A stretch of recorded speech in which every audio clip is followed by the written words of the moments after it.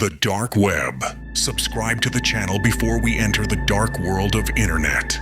There are corners of the internet that were never meant for human eyes. A place beyond search engines, beyond the safety of normal websites. It's called the dark web. And one night, a young man named Elias decided to dive deeper than he ever had before. He wasn't looking for drugs or illegal markets.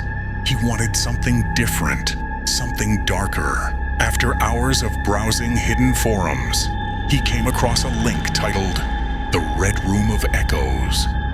The description said only, "Not a stream, not a show, a mirror." Curiosity gripped him, and with a trembling hand, he clicked. The page loaded with blackness, only a single line of red text. "Do you wish to see yourself as others see you?" Elias typed yes. His webcam flickered on by itself. The screen went white, and then his own face appeared. Except it wasn't live.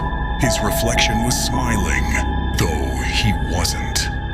The mirrored version of him raised a hand and waved slowly.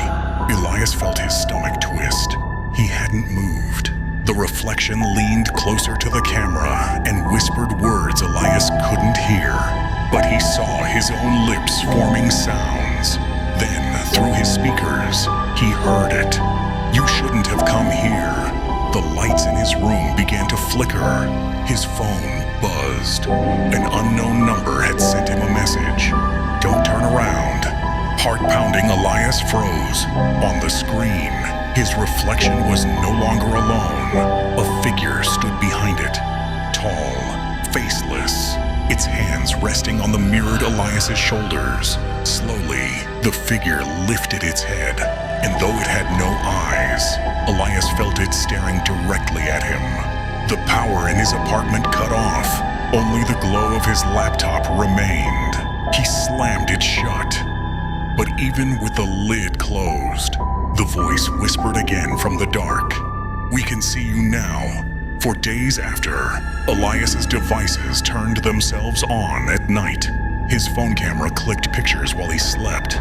Each morning he'd find new photos of himself, lying in bed, his reflection smiling in the dark corner of the room.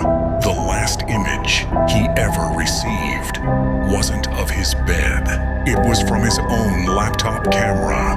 The angle was wrong. It wasn't pointing at him. It was pointing at the closet.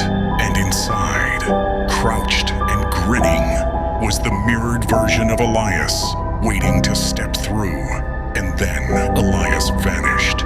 His apartment was found empty, his devices wiped clean. But those who dig deep enough on the dark web still whisper about the Red Room of Echoes, a Diava site that shows you not who you are, but who is waiting to replace you. So if you ever find that link, don't click it, because once the mirror opens, it never closes. Please subscribe for more terrifying stories. You never know which one might be true.